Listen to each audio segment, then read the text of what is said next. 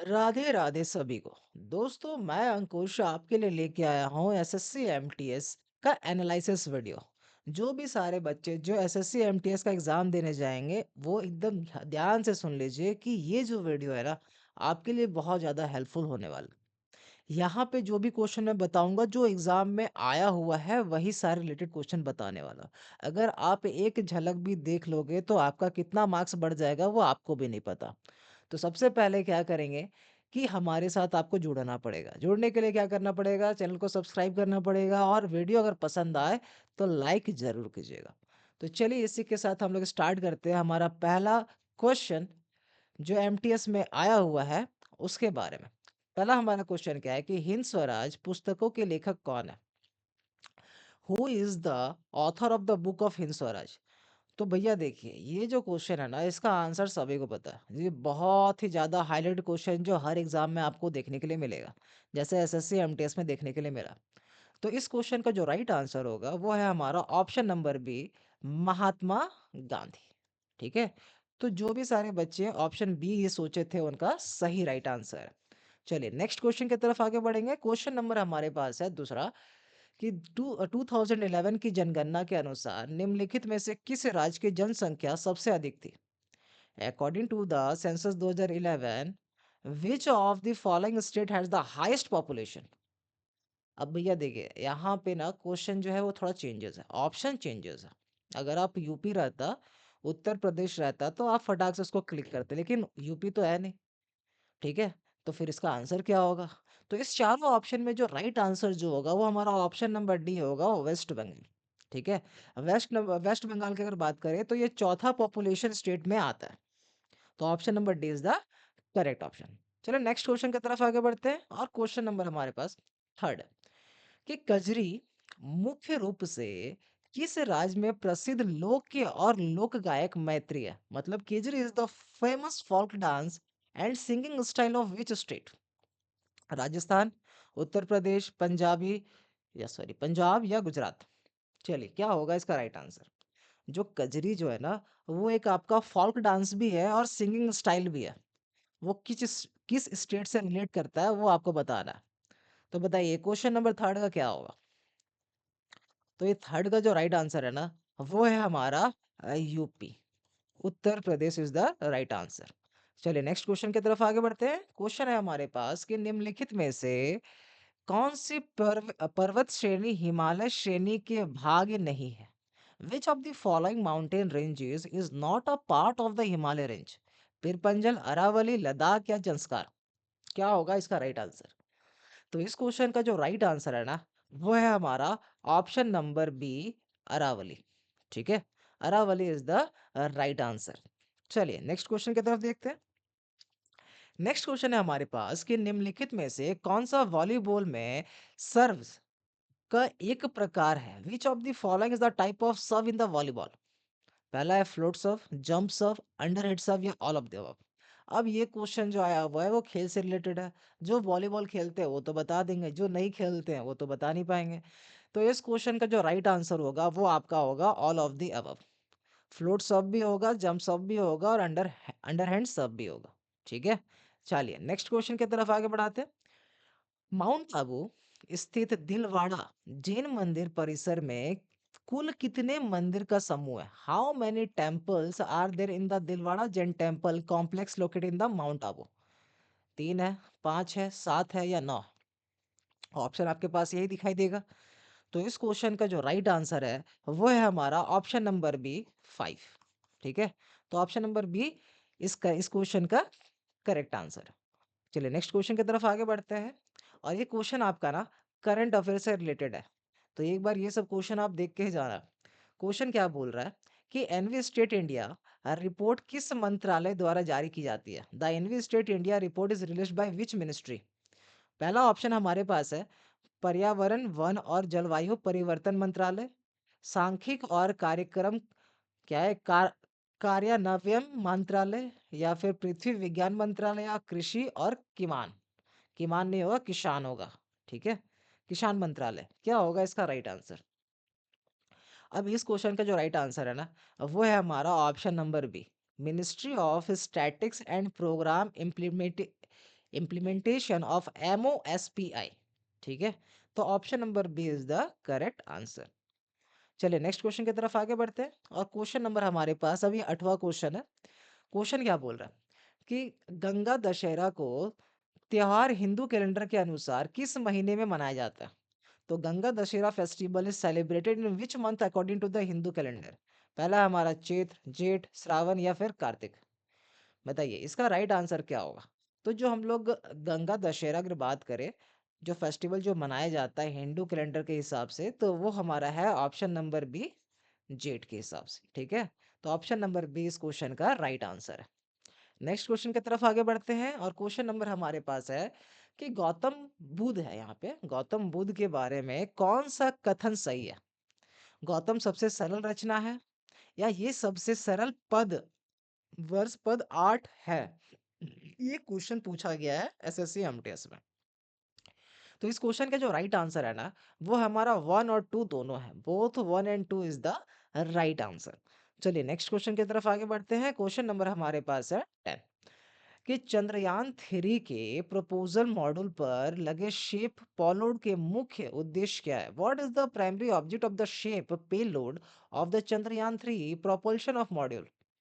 सबसे पहला ऑप्शन है हमारे पास कि to measure thermal conductivity of lunar soil, या to search the habitable exoplanets, या फिर to study seismic activity of the moon, या फिर to analyze solar winds density, जिसका फुल फॉर्म हम लोग बोलते हैं spectropolarimetry of habitable planet earth है। क्या होगा इस क्वेश्चन का आंसर? अब ये जो क्वेश्चन है ना, ये अभी आपका करंट अफेयर का ही क्वेश्चन है। तो एसएससी एमटीएस में देखा गया कि कम से कम 13 से 14 क्वेश्चन जो है वो आपका करंट अफेयर से आ रहा है। ठीक है, तो इस क्वेश्चन का जो राइट आंसर है वो है हमारा ऑप्शन नंबर डी। ठीक है, चलिए नेक्स्ट क्वेश्चन की तरफ आगे बढ़ते हैं। क्वेश्चन नंबर 11, कि पौधे मुख्य रूप से किस प्रक्रिया के माध्यम से अतिरिक्त जल एक्सेस वाटर को बाहर निकालते हैं? तो by which process do the plant primarily get rid of excess water? ये जो क्वेश्चन है ना, आपका आरआरबी एनटीपीसी में भी आया हुआ था। ठीक है, सेम क्वेश्चन आपका आया हुआ था। तो ये क्वेश्चन है, बहुत हाईलाइटेड क्वेश्चन है, सबको आना चाहिए। इस क्वेश्चन का राइट जो आंसर होगा वो आपका क्या होगा? रिस्पायरेशन, फोटोसिंथेसिस, ट्रांसपिरेशन या फिर इम्बिशन? तो इसका जो राइट ऑप्शन होगा वो हमारा क्या है?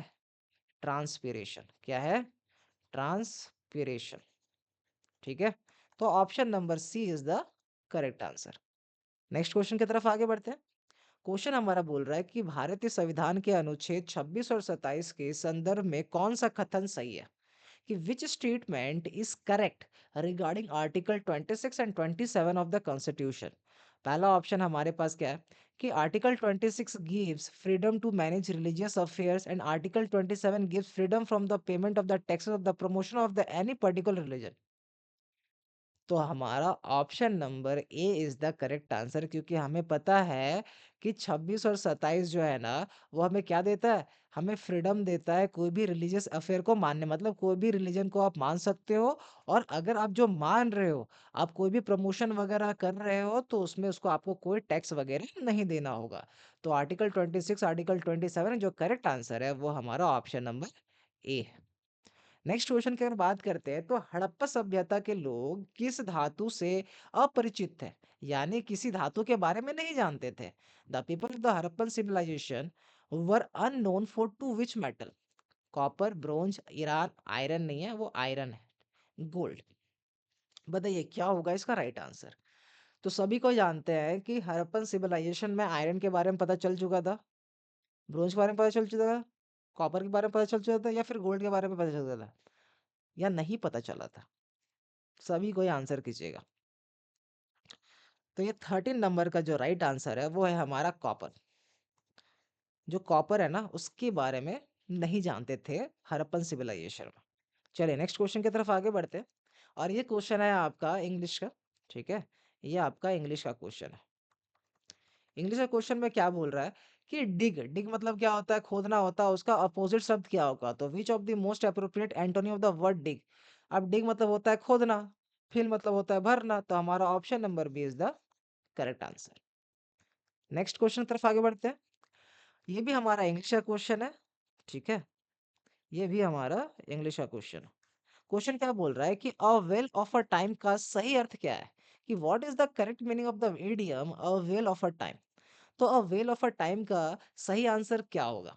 क्या to have a very bad time, to enjoy oneself very much, to be short of time, to be fond of fishing. तो इसका जो राइट आंसर है वो हमारा ऑप्शन नंबर बी है, कि बहुत अधिक आनंद लेना और बहुत मजा करना। ठीक है, तो वेल ऑफ टाइम का मतलब क्या होता है? बहुत मजा करना। हो गया, नेक्स्ट क्वेश्चन की तरफ आगे बढ़ते हैं। ये भी हमारा इंग्लिश का क्वेश्चन है कि क्लेप्टोमेनिया आपको दे दिया गया है, तो इसका राइट आंसर क्या होगा? तो इसका जो राइट आंसर होगा वो हमारा ऑप्शन नंबर सी है, स्पेलिंग का क्वेश्चन था, कोई ज्यादा बड़ा क्वेश्चन नहीं था। नेक्स्ट क्वेश्चन तरफ आगे बढ़ते हैं। क्वेश्चन नंबर 17, कि निम्नलिखित में से फैसिनेशन का सही वतरनी मतलब करेक्ट स्पेलिंग कौन सा है? सबको पता है ना, फैसिनेशन की बात किया जा रहा था, तो फैसिनेशन का स्पेलिंग क्या होगा? Option number B is the correct option. ठीक है, चलिए नेक्स्ट क्वेश्चन की तरफ आगे बढ़ते हैं। क्वेश्चन हमारा क्या है कि पश्चिम बंगाल में स्थित दुर्गापुर स्टील प्लांट की स्थापना किस देश के सहयोग से की गई थी?